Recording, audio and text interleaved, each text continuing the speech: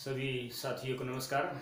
आज का हमारा टॉपिक जो रहेगा वो टेंसेस का सेकंड पार्ट रहेगा। जो हमने पहले किया था प्रेजेंट इंडेफिनिट, पास्ट इंडेफिनिट और फ्यूचर इंडेफिनिट, उसी से आगे हम बढ़ते हैं। प्रोग्रेसिव टेंस में आते हैं, कंटिन्यूस टेंस जिसको आप बोलते हैं। प्रेजेंट, पास्ट और फ्यूचर, इनकी आइडेंटिटी मैंने पहले ही आपके सामने लिखी हुई है।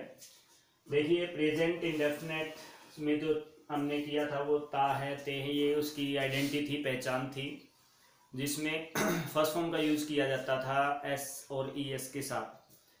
प्रेजेंट कंटिन्यूस या पास्ट कंटिन्यूस या फिर फ्यूचर कंटिन्यूस में कंटिन्यूटी जो दिखाई देगी वो वर्ब की फिफ्थ फॉर्म, जिसको आप फर्स्ट फॉर्म के साथ आईएनजी बोलते हैं, उसके साथ दिखाई देती है। उसमें आइडेंटिटी हमारी बदल जाती है। रहा हूँ प्रेजेंट कंटिन्यूस में रहा है, रहे हैं, रही है, ये वाली प्रेजेंट कंटिन्यूस की आइडेंटिटी है। हिंदी में अगर बात करें, पास्ट कंटिन्यूस में रहा था, रही थी, रहे थे। फ्यूचर में रहा होगा, रही होगी, रहे होंगे।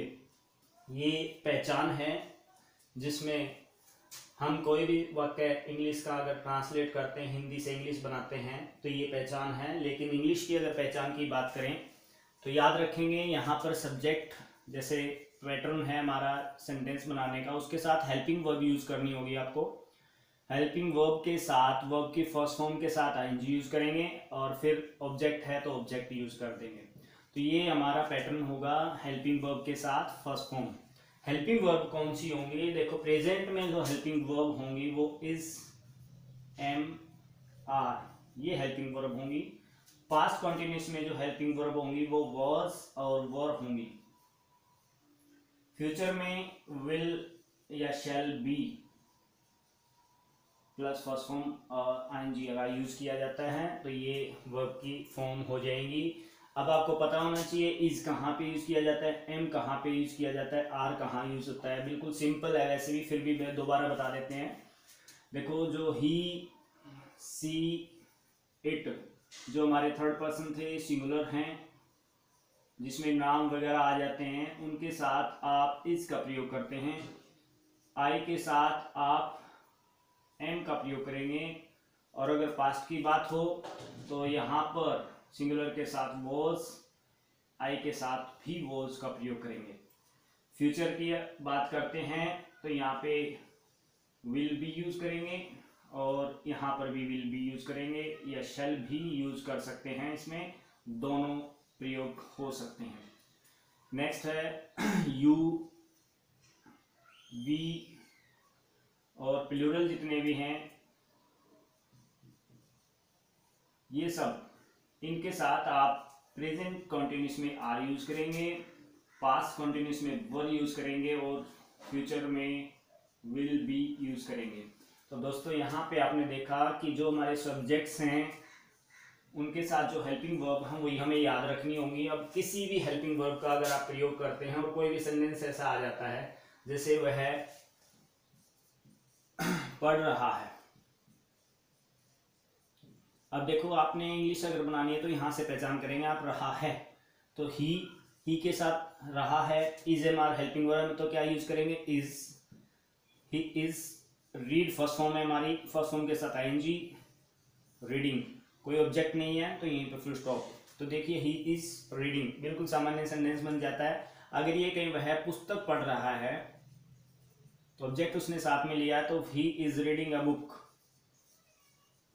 अगर यहाँ पे हो जाता है वह पुस्तक पढ़ रहा था तो आप यहाँ इज की जगह यूज करेंगे वॉज। अगर ये कहीं पढ़ रहा होगा, वह पुस्तक पढ़ रहा होगा, तो यहाँ पे आप यूज करेंगे he will be reading a book. तो ये सिंपल सी आइडेंटिटी आपको पहचान में रखनी है, याद रखनी है, जिससे आप कोई भी वाक्य इंग्लिश में ट्रांसलेट कर सकते हैं, बना सकते हैं। बच्चों, प्रॉब्लम आती है जब हम इन हेल्पिंग वर्ब को याद ही रखते। ये हमारे जो एफर्मेटिव सेंटेंस थे, अगर नेगेटिव की बात करें तो इन्हीं हेल्पिंग वर्ब के साथ आपने नॉट यूज कर देना है। नेगेटिव में क्या यूज करना है, नॉट। जैसे he is not reading a book, यहाँ पे इज नॉट आपने यूज किया तो प्रेजेंट कंटिन्यूस है, प्रोग्रेसिव टेंस है। और अगर ही वॉज नॉट यूज करते हैं, he was not reading a book, तो पास्ट में बन जाता है, पास्ट कंटिन्यूस बन जाता है। He will be reading a book, तो फ्यूचर कंटिन्यूस प्रोग्रेसिव टेंस बन जाता है। तो बिल्कुल सिंपल है, आसान है। इसमें आपने याद रखना है हेल्पिंग वर्ब का सही यूज करना है, किस सब्जेक्ट के साथ कौन सी हेल्पिंग वर्ब रखनी है आपने, ये याद रखना है आपने। Is, am are, was were, will be और shall be future progressive tense में यूज करते हैं। इसके साथ अगर आपको क्वेश्चन बनाना आ जाता है, कोई भी क्वेश्चन आप बनाते हो, इन्हीं से इंटरोगेटिव सेंटेंस आता है, तो आपने हेल्पिंग वर्ब को पहले रख लेना है। Is he playing a match, या he is playing a match, क्या वो एक मैच खेल रहा है, ऐसा क्वेश्चन बनाना हो कुछ भी। इज ही प्लेइंग क्रिकेट, क्या वो क्रिकेट खेल रहा है। Is he reading a book, क्या वो पुस्तक पढ़ रहा है। तो आपने हेल्पिंग वर्ब को सब्जेक्ट से पहले रख लेना है, तो हमारा जो इंटरोगेटिव सेंटेंस होगा उसमें हेल्पिंग वर्ब पहले होगी, उसके बाद सब्जेक्ट होगा, उसके बाद सेम प्रोसेस रहेगा फर्स्ट फॉर्म के साथ आईएनजी और ऑब्जेक्ट। ये थोड़ा सिंपल हिंदी से इंग्लिश आप ट्रांसलेट करते हो तो कैसे याद रखेंगे इनको। Is, am are helping verb आपने यूज रखनी है, वॉज वर पास्ट में, और फ्यूचर में आपने याद रखना है विल बी और शैल बी। लेकिन अगर टेस्ट की बात करें, कोई अच्छे टेस्ट में आते हैं फिल इन द ब्लैंक्स में कैसे पहचान करनी है, कोई प्रॉब्लम जो हमारी आती है वो एग्जाम्स में फिल इन द ब्लैंक्स आते हैं, वहाँ पर हम पहचान नहीं कर पाते किस टेंस को कैसे यूज करना होता है। देखिए यहाँ पे प्रेजेंट है, पास्ट है, फ्यूचर है, मैंने इनकी आइडेंटिटी कुछ पहचान करने के कुछ रूल्स बताए हैं आपको, तो इन पे थोड़ा सा आप ध्यान देंगे। जैसे पहला मैंने लिखा है एक्टिविटी गोइंग ऑन, जो एक्टिविटी जो कार्य चल रहा है, ऐसी एक्टिविटी जो आपको ऐसा लगता है कि ये एक्टिविटी अभी रनिंग में है, तो आप वहां पर प्रेजेंट कॉन्टिन्यूस प्रयोग कर सकते हैं। वर्तमान में कोई भी एक्टिविटी ऐसी हो जो रनिंग में दिखाई दे आपको, तो वो होगा प्रेजेंट कॉन्टिन्यूस टेंस। जैसे दे आर प्लेइंग फुटबॉल, वे फुटबॉल खेल रहे हैं, तो यहाँ पे इट मीन्स वो अभी खेल रहे हैं, अभी कार्य चल रहा है, गोइंग ऑन। तो ऐसी एक्टिविटी जो प्रेजेंट में कंटिन्यू है उसके लिए आप प्रेजेंट कॉन्टिन्यूस या प्रोग्रेसिव टेंस यूज करते हैं। नेक्स्ट है टेम्परेरी एक्शन, कोई भी ऐसा एक्शन जो अस्थायी है, जो थोड़ी देर बाद रुकेगा जरूर, मीन्स कंटिन्यू है लेकिन रुकना होता है, वो टेम्परेरी एक्शन बोलते हैं। देखिए ये भी एक टेम्परेरी एक्शन है, they are playing football, it means they will not be for a long time, they won't play football, वो लंबे समय तक नहीं खेल सकते, तो कहीं ना कहीं रुकना होता है, तो ऐसा टेम्परेरी एक्शन है। He is reading a novel, वो एक नॉवल पढ़ रहा है, इट मीन्स टेम्परेरी एक्शन है, बीच बीच में पढ़ता रहे, छोड़कर पढ़ सकता है, एक दिन बाद एक दिन पढ़ सकता है, ऐसे, तो वो टेम्परेरी एक्शन है, परमानेंट नहीं है। तो ऐसे एक्शंस में आप प्रेजेंट कंटिन्यूअस यूज करेंगे। टू टॉक अबाउट फ्यूचर या नियरेस्ट फ्यूचर भी बोल सकते हैं इसको, कोई निकट भविष्य की बात हो तो आप प्रेजेंट कंटिन्यूअस की बात कर सकते हैं। जैसे we are going on a tour on Monday, हम मंडे को टूर पे जा रहे हैं, तो इट मीन्स हम घूमने जा रहे हैं मंडे को, लेकिन आपने कहा हम जा रहे हैं, इसको थोड़ा लाइव जीवंत बनाने के लिए ऐसे नियरेस्ट फ्यूचर के लिए आप प्रेजेंट कंटिन्यूअस का प्रयोग कर सकते हैं। कुछ वर्ड हैं जैसे now days, now, eight this time, इस समय, ऐसे वर्ड्स आप प्रेजेंट कंटिन्यूअस में यूज कर सकते हैं, चाहे वो इंटरोगेटिव हो चाहे नेगेटिव हो।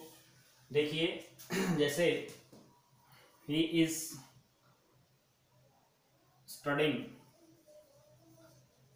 नाउ, वह पढ़ रहा है, इट मीन्स काम जारी है, तो ऐसे में आपने प्रेजेंट कंटिन्यूअस यूज कर लेना है। नेक्स्ट पॉइंट है इमोशंस और थिंकिंग वर्ब्स। याद रखेंगे दोस्तों, इस टेंस में ऐसी वर्ब्स यूज नहीं करनी होती जो आपकी इमोशंस और आपकी थिंकिंग को शो करती हैं या फीलिंग्स को शो करती हैं। जैसे कुछ वर्ब्स हैं इसमें, जैसे थिंक, सीम, appear, resemble, hope, etc. इनमें प्रेजेंट इंडेफिनिट यूज किया जाता है इन वर्ब्स के साथ। जैसे आई थिंक, मैं सोचता हूं, ही इज राइट, मैं सोचता हूं वो ठीक है, सही बात कर रहा है। ऐसे नहीं बोलेंगे आई एम थिंकिंग, मैं सोच रहा हूं, ये रॉन्ग सेंटेंस होगा, क्योंकि प्रेजेंट कॉन्टिन्यूस में ऐसी वर्ब यूज नहीं की जाती जो आपकी इमोशंस और थिंकिंग फीलिंग्स को शो करती हैं। उनके साथ ING fifth form of the verb use नहीं करेंगे, याद रखेंगे। ऐसे में आप प्रेजेंट इंडेफिनिट टेंस यूज करेंगे जिसमें केवल फर्स्ट फॉर्म यूज की जाती है। उसके बाद पास्ट की अगर बात करते हैं, बिल्कुल आसान है, वोज वर्ब है इसमें हेल्पिंग वर्ब। ऐसा एक्शन कोई भी जो पास्ट में चल रहा होता है वहां पर वोज वर्ब के साथ आईएनजी आप यूज करते हैं। हेल्पिंग वर्ब हमारी वोज वर्ब होंगी। और वोज आपको पता ही है, वॉज किसके साथ यूज करते हैं, वर्ब किसके साथ यूज करते हैं, सिंगुलर के साथ वॉज, प्लूरल के साथ वर्ब। यहाँ पे पास्ट प्रोग्रेसिव टेंस लिखा हुआ है, they were going to market, वे मार्केट जा रहे थे। ऐसे कोई भी सेंटेंस आप बनाना चाहो हिंदी से इंग्लिश, तो आप सिंपल वॉज वर्ब का यूज करेंगे। ऐसे एक्शन जो पीछे बैकग्राउंड एक्शन, सम इवेंट्स, कोई ऐसी घटना जो पीछे चल रही होती है, पर्दे के पीछे कह सकते हो, या उस सामने दिखाई नहीं देती, ऐसे में आप कॉन्टिन्यूस यूज कर सकते हैं, ऐसा टेंस यूज कर सकते हैं। जैसे अगर हम बात करें व्हेन और व्हाइल, दो वर्ड हैं व्हेन और व्हाइल, पास्ट में यूज किए जाते हैं ज्यादातर। He was playing while his brother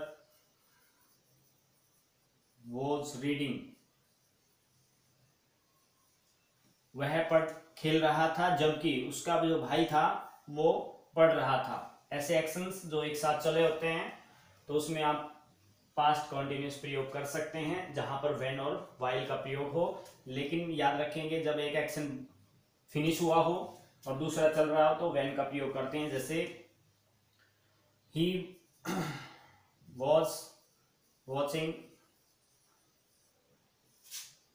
the match when I entered the room, जब मैंने रूम में प्रवेश किया, जब मैंने उसके घर में प्रवेश किया तो वो मैच देख रहा था।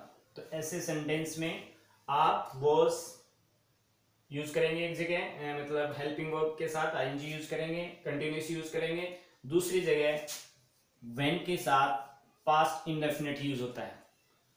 जब दो एक्शन एक साथ चल रहे हो तब वाइल के साथ दोनों जगह आपने कंटिन्यूस यूज करना है। जब एक एक्शन फिनिश हुआ हो, व्हेन आई एंटर्ड, जब मैंने एंटर कर लिया किया, तो इट मीन्स वो कर चुका था और उसके बाद उसने देखा कि वो मैच देख रहा था, टीवी देख रहा था। तो ऐसे में आपने ध्यान रखना है व्हेन वाइल का प्रयोग किया जाता है। ऐसे ही फ्यूचर की अगर बात करते हैं, फ्यूचर में विल बी और शैल बी का यूज है, बिल्कुल सिंपल है। एन एक्शन कंटिन्यूइंग फ्यूचर, जो फ्यूचर में कोई भी गैसेस अनुमान लगाते हैं, ऐसे टेंस प्रयोग तो कम होते हैं लेकिन फिर भी बोलने के लिए या कई बार लिखने में भी काम आते हैं। फ्यूचर प्रोग्रेसिव टेंस में they will be playing a match at this time,